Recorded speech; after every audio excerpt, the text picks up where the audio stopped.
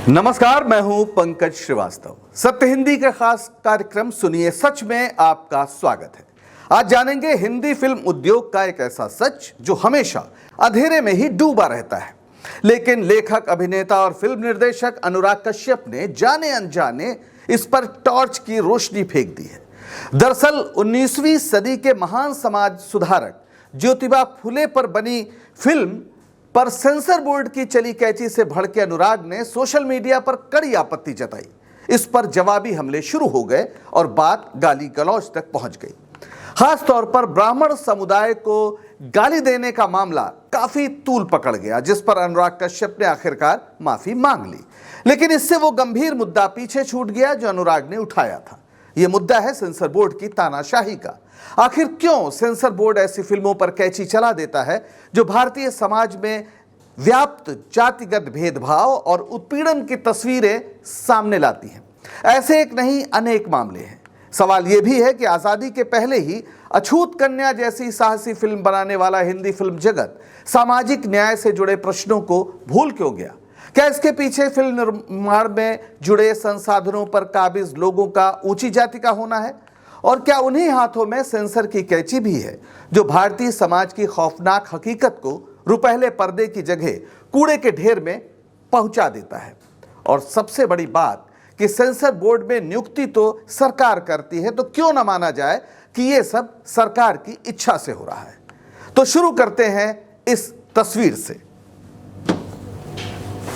यह तस्वीर है फिल्म संतोष की। एक ये पोस्टर है, पर आप संतोष करें, आपको ये देखने को नहीं मिलेगी।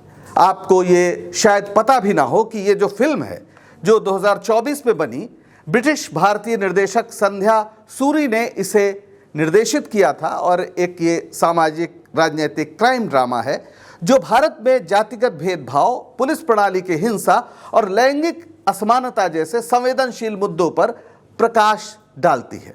इस फिल्म को 2025 के ऑस्कर पुरस्कारों के लिए यूनाइटेड किंगडम की ओर से सर्वश्रेष्ठ अंतर्राष्ट्रीय फीचर फिल्म श्रेणी में आधिकारिक प्रविष्टि के रूप में चुना गया था।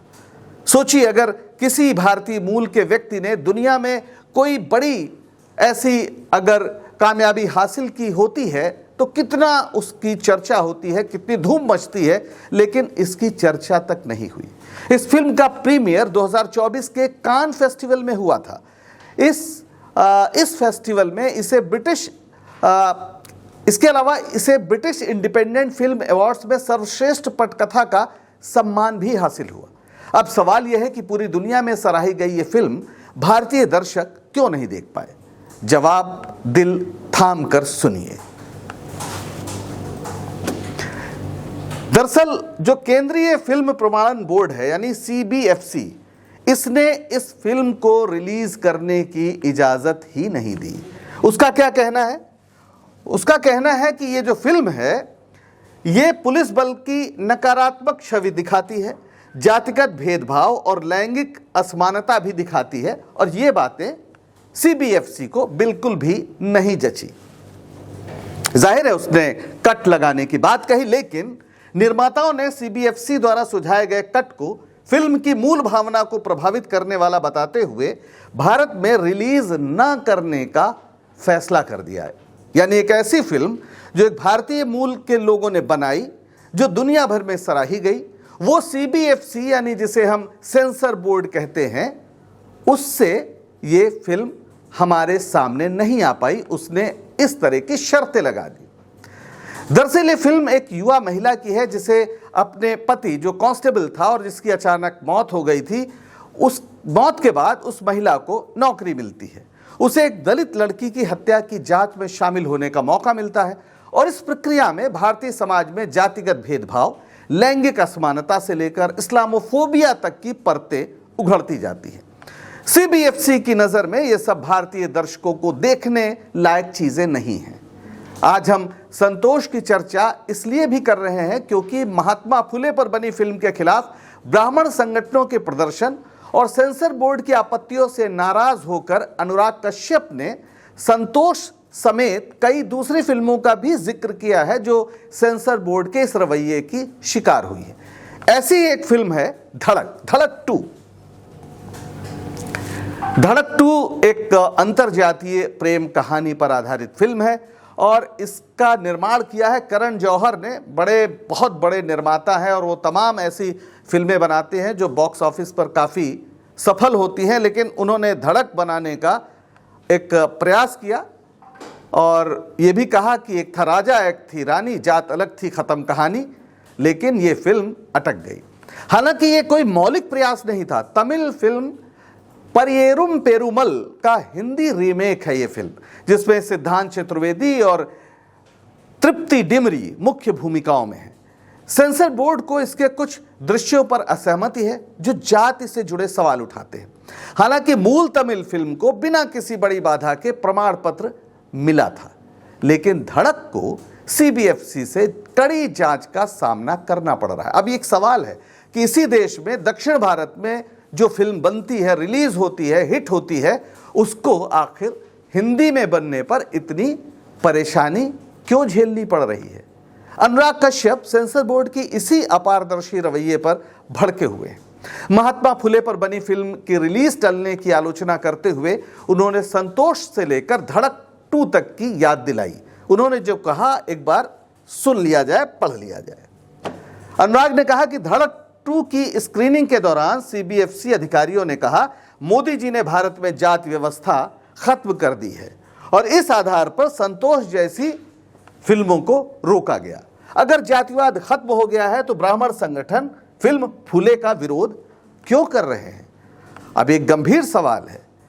यानी सेंसर बोर्ड मानता है कि मौजूदा मोदी सरकार ने जातिवाद खत्म कर दिया है, इसलिए इस पर बात करना नकारात्मकता फैलाना है। अब ये भी एक ऐसा दावा है जिसकी पड़ताल बेहद ज़रूरी है और जो लोग अखबार पढ़ते होंगे या कहीं से भी खबरें देखते होंगे उन्हें शायद इस पर बड़ी हैरानी हो। नेशनल क्राइम रिकॉर्ड्स ब्यूरो यानी जो एनसीआरबी है, उसके अनुसार अनुसूचित जातियों के खिलाफ अपराध में उल्लेखनीय वृद्धि हुई। हमारे पास 2022 का आंकड़ा है फिलहाल, और तब पता चला था कि उस साल 57,582 मामले दर्ज किए गए थे जो दलित उत्पीड़न से जुड़े हुए थे, जो 2021 की तुलना में 13% अधिक थे। और हाल में अगर कुछ सुर्खियों पर आज आप नज़र डालें, और हम जानबूझकर सिर्फ अप्रैल महीने की बात कर रहे हैं जो अभी पूरी तरह खत्म नहीं हुआ है, आप सिर्फ अप्रैल का हाल देख लीजिए। प्रयागराज 13 अप्रैल की खबर है, दलित युवक देवी शंकर को ठाकुर समुदाय के दबंगों ने गेहूं काटने से इनकार करने पर, गेहूं का बोझ न ढोने पर जलाकर मार दिया, जिंदा जलाकर मारा गया है। ये इसी 13 अप्रैल की घटना है। 14 अप्रैल ये इंदौर की घटना है। 14 अप्रैल आप जानते हैं कि डॉक्टर अंबेडकर का उस दिन मनाई जाती है जयंती। तो उस जयंती के दिन एक दलित दूल्हे को अपनी बारात के साथ मंदिर में दर्शन करने से रोका गया और इस पर काफी बवाल हुआ। ये इंदौर की घटना है, सांघवी गांव की। आगरा ये 17 अप्रैल की घटना है। एक दलित दूल्हे की बारात पर क्षत्रिय समुदाय के लोगों ने डीजे विवाद को लेकर हमला किया। पुलिस के सामने भी हिंसा जारी रही। और अप्रैल की एक और ही घटना, ये शक्ति छत्तीसगढ़ की है। एक दलित युवक को स्थानीय दबंगों ने निर्वस्त्र करके पीटा और पुलिस ने कोई कार्रवाई तत्काल नहीं की। अब ये 4 घटनाएं जो हमने आपको बताई, ये इसी अप्रैल महीने की हैं। और हमारा जो सेंसर बोर्ड है वो कह रहा है कि इस देश में मोदी सरकार ने जातिवाद, जाति से जुड़ी समस्याएं सब खत्म कर दी है। इन सुर्खियों से आप अंदाज़ा लगा सकते हैं कि 77 साल बाद भी देश में दलितों के साथ कैसा भेदभाव हो रहा है। लेकिन समाज को आईना दिखाने का दम भरने वाली फिल्मों में इसकी झलक भी मिल जाए तो सेंसर बोर्ड नाराज हो जाता है। हालांकि कानूनी स्थिति है कि वो ऐसा कर नहीं सकता है, उसके पास केवल प्रमाण पत्र देने का अधिकार है। वो क्या है ये भी आप जानिए। सिनेमेटोग्राफ एक्ट 1952, इस एक्ट की धारा 5B के तहत सीबीएफसी को यह सुनिश्चित करना होता है कि फिल्में सार्वजनिक व्यवस्था, शालीनता या नैतिकता के खिलाफ ना हो। कानूनी रूप से बोर्ड को केवल सर्टिफिकेशन यानी प्रमाणन, जो उसका नाम भी है, केंद्रीय फिल्म प्रमाणन बोर्ड वो यूए या यूए जो सर्टिफिकेट है वो दे सकता है, या फिर रिलीज को पूरी तरह से अस्वीकार कर सकता है। काट छाट की मांग करना उसके अधिकार क्षेत्र से बाहर है, जब तक कि फिल्म निर्माता स्वेच्छा से सहमत ना हो। लेकिन सीबीएफसी अक्सर कटौती थोपता है, जो फिल्म निर्माताओं की अभिव्यक्ति की स्वतंत्रता को प्रभावित करता है, और इसी वजह से जो संतोष के निर्माता हैं उन्होंने भारत में फिल्म रिलीज करने से इनकार कर दिया, क्योंकि सेंसर बोर्ड चाहता था कि उसमें कट्स लगाए जाएं, और जैसा मैंने बताया वो कट्स ऐसे थे निर्माताओं के नज़र में जो फिल्म की मूल भावना जो थी उस पर प्रहार कर रहे थे। वैसे एक समय ऐसा था जब फिल्में सामाजिक मुद्दे पर भी बनती थीं और सराही जाती थी। हम हिंदी फिल्मों की बात कर रहे हैं, लेकिन जाति उत्पीड़न को सीधी चुनौती देने वाली फिल्में फिर भी कम थी। इस लिहाज से एक फिल्म को याद करना जरूरी है, अपने वक्त की बेहद साहसी फिल्म। पोस्टर देखकर शायद आपको याद आ जाए। यह फिल्म थी अछूत कन्या। हिमांशु राय द्वारा निर्देशित और बॉम्बे टॉकीज द्वारा निर्मित यह फिल्म भारतीय सिनेमा की पहली ऐसी फिल्मों में से है जिसने जातिवाद और अस्पृश्यता पर खुलकर बात की। यह एक ब्राह्मण युवक जो रोल अशोक कुमार ने किया था और एक दलित लड़की देविका रानी की प्रेम कहानी है, जो सामाजिक भेदभाव और परिवारों के विरोध का सामना करती है। फिल्म का अंत दुखद है, जो उस समय की कठोर सामाजिक वास्तविकता को दर्शाता है। आपको शायद जो लोग पुराने गानों में रुचि रखते हैं उनको याद हो, मैं बन की चिड़िया बन के बन बन बोलू रे, और मैं बन का पंछी बन के बन बन डोलू रे। अशोक कुमार और देविका रानी का गाया ये युगल गीत एक ज़माने में बेहद लोकप्रिय था। और 1936 में फिल्म रिलीज हुई थी। आप याद करिए, आज़ादी का आंदोलन बहुत तेज था और महात्मा गांधी ने आज़ादी के साथ साथ सामाजिक प्रश्नों को, खासतौर पर अस्पृश्यता को भी निशाना बनाया हुआ था। और ऐसे में एक ब्राह्मण युवक और एक दलित लड़की की प्रेम कहानी रुपहले पर्दे पर आई थी, तो जाहिर है समाज के लिए वो एक बड़ी चौंकाने वाली चीज़ थी, और गांधी जी ने भी इस फिल्म की तारीफ की थी। बहरहाल आज़ादी के बाद अछूत कन्या की जो परंपरा है वो लगभग गायब सी हो गई। ये या कहिए कि उसकी जो गति थी वो बेहद धीमी हो गई। समानता की बात तो कुछ की गई, लेकिन सीधे सीधे दलित उत्पीड़न पर बात करने का साहस बेहद कम दिखा। आप अगर पूरे फिल्म इतिहास पर नज़र डालें तो आपको बहुत कम फिल्में ऐसी मिलेंगी जिस पे हम कह सकते हैं कि इस समस्या पर चर्चा की गई। कुछ फिल्मों की चर्चा लेकिन फिर भी हम करेंगे। फिल्म अंकुर 1974 में श्याम बेनेगल की फिल्म थी, जिसने ग्रामीण भारत में सामंती और जातिगत उत्पीड़न को उजागर किया। इसके अलावा एक फिल्म जिसे दूरदर्शन ने बनाया था, ये सदगति थी। सत्यजीत रे जो देश के महान फिल्मकार, फिल्म निर्देशक, जिन्हें ऑस्कर्स से नवाजा गया था, उन्होंने ये फिल्म बनाई थी। प्रेमचंद की कहानी पर थी, जो प्रसिद्ध कहानी उनकी सदगति है। उसमें दिखाया गया था कि किस तरह से गांव में एक दलित का उत्पीड़न किया जाता है, और ये फिल्म दूरदर्शन ने बनाई थी। आज आप कल्पना नहीं कर सकते। जाहिर है पैसा कमाने के लिए फिल्में नहीं बनाई गई थी, और इन्हें हमेशा, चाहे अंकुर रही हो या सदगति रही हो, इन्हें कला फिल्मों की श्रेणी में डाल दिया जाता रहा है। आर्ट्स फिल्में, जो समाज के कुछ चुनिंदा लोग जिन्हें कला वगैरह में थोड़ा रुचि है वो लोग देखें, आम जनमानस के लिए ये फिल्में नहीं थी। लेकिन उस समय दूरदर्शन इस भूमिका को निभाता था और ऐसी फिल्में प्रसारित की जाती थी। बहरहाल एक फिल्म आई 1994 में, ये बैंडिट क्वीन, ये बड़ी सफल फिल्म थी। इसने फूलन देवी जो एक मशहूर हालांकि बाद में वो सांसद बनी, लेकिन शुरू में उन्होंने चंबल की एक डकैत के रूप में शोहरत हासिल की थी, और उनके साथ ऐसी हिंसा हुई थी, एक सामूहिक बलात्कार से वो गुजरी थी, जिसके बाद वो डाकू बनी और उन्होंने अपने साथ अत्याचार का बदला लिया था, तमाम लोगों की जान लेकर, और पूरी दुनिया में उनका नाम हुआ था। बहरहाल फिर उन्होंने समर्पण किया, आत्मसमर्पण, और लंबे समय तक जेल में वो रहीं, फिर वो छूटी और फिर वे संसद की सदस्य भी नहीं। तो ये फिल्म 1994 में आई थी, फूलन देवी के जीवन पर आधारित। शेखर कपूर ने इसे बनाया था। ये फिल्म थोड़ा कहा जाए कि व्यावसायिक रूप से एक सफल फिल्म थी। फिर लंबे अरसे बाद 2015 में मसान आई, विकी कौशल जो अब बड़े स्टार हैं, उस समय उनकी शुरुआती फिल्म थी वो मसान। फिर 2019 में आर्टिकल 15 अनुभव सिन्हा की, और एक और फिल्म आई वेदा 2024 में। ये कही जा सकती है वो फिल्में जो मुख्य धारा के लोगों ने बनाई और जाति के उत्पीड़न पर इन फिल्मों ने बात की। लेकिन ऐसा लगता है देखकर इनकी तादाद इतनी कम है कि लगता है कि इस सामाजिक सच्चाई से हमारी फिल्मों की दुनिया बेजार रहती है, जबकि दक्षिण भारत में ऐसा नहीं है। इस विषय पर वहां खुलकर बात होती है। पिछले दिनों असुरन, वर्णन और जय भीम जैसी कुछ फिल्में रिलीज हुई जिन्होंने बॉक्स ऑफिस पर भी तहलका मचाया। तो क्या हिंदी सिनेमा मनुवादी जकड़न में है जिसे वो तोड़ना नहीं चाहता, या फिर वो मौजूदा सत्ता प्रतिष्ठान के इशारे पर चल रहा है जो जाति उत्पीड़न की बात करने को हिंदू एकता में एक बाधा की तौर पर देखता है? लेकिन क्या किसी घाव को ढक देने भर से शरीर स्वस्थ रह सकता है? आजकल जो हिंदू होने का ढोल पीट रहे हैं वे शायद अपने सबसे बड़े प्रतीक चेहरे को भूल गए हैं। आप देखिए उनकी तस्वीर।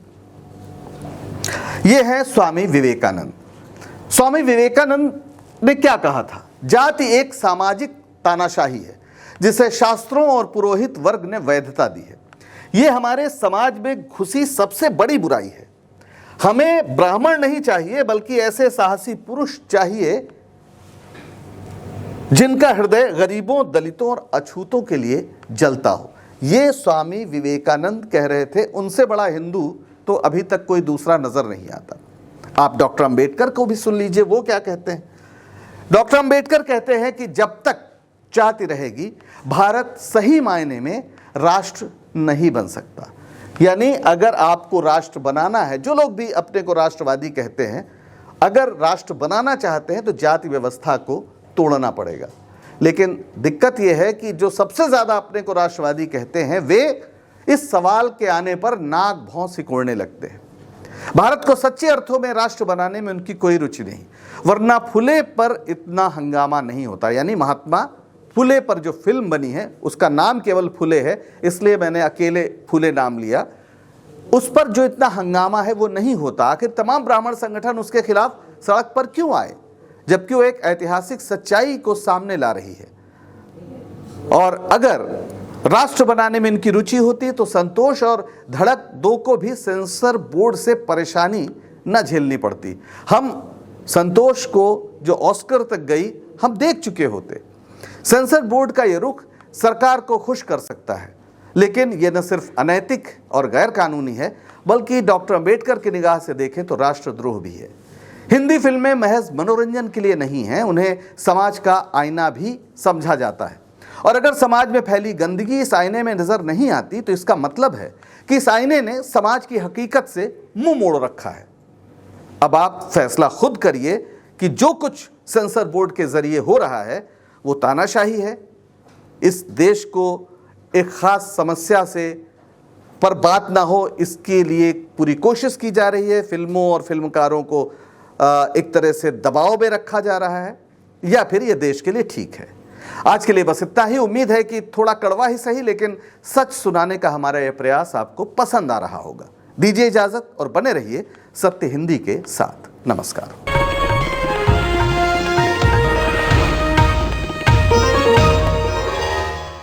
Copyright disclaimer under Section 107 of the Copyright Act 1976. Allowance is made for fair use for purposes such as criticism, comment, news reporting, scholarship, and research. Fair use is a use permitted by copyright statute that might otherwise be infringing.